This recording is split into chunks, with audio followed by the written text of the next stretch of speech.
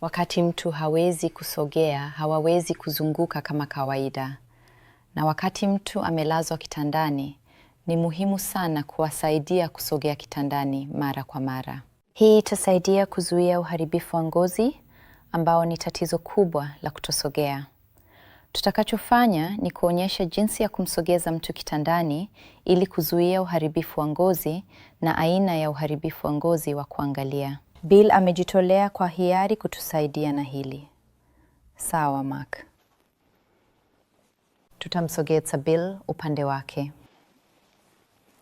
kwa kusogeza mkono wake, kuinua mguu wake na kumgeuza kidogo. Kwa kufanya hivi, tumeondoa shinikizo kutoka mgongoni, makalioni na visigino vyake. Na tutasaidia nafasi hii kwa kuweka mito kando ya mgongo wake na chini ya makalio yake, pia kati ya miguu, ambayo itazuia magoti yake kuharibika yanapokwaruzana. Na pia tutasaidia mkono wake. Tutasogeza nafasi ya mtu kutoka mgongo hadi upande kila baada ya saa 2 hadi 4 kulingana na mahitaji yao binafsi. Wakati tunafanya hivi, tutakuwa tunaangalia maeneo ya mwili wao ambayo yana uwezekano mkubwa wa kuwa na maumivu.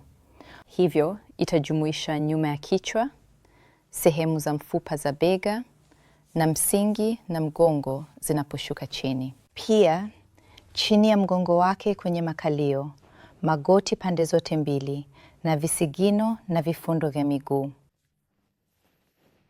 Ikiwa ngozi inaharibika, utaweza kuona maeneo mekundu, na hii ni ishara kwamba mtu amelazwa katika nafasi hiyo kwa muda mrefu, na unaweza kuhitaji kumgeuza mara kwa mara zaidi. Mara Bill anapolazwa katika nafasi hii kwa saa 2 hadi 4, tunaweza kumgeuza mgongoni kwa saa nyingine 2 hadi 4, kisha kumgeuza upande mwingine. Kukuza kidonda cha kitanda kunaweza kutokea ikiwa mtu hawezi kugeuka kitandani au hawezi kuweka ngozi yake kavu. Kidonda cha kitanda ni aina ya kidonda cha ngozi na kinaweza kuwa kibaya zaidi ikiwa hakitatibiwa. Mtu aliyepata kiharusi yuko katika hatari ya kupata maambukizi ikiwa hatua za kutosha hazitachukuliwa kutibu kidonda cha kitanda mapema. Kwa hiyo, ni muhimu sana kutafuta dalili zozote za kidonda cha kitanda na kupata matibabu sahihi.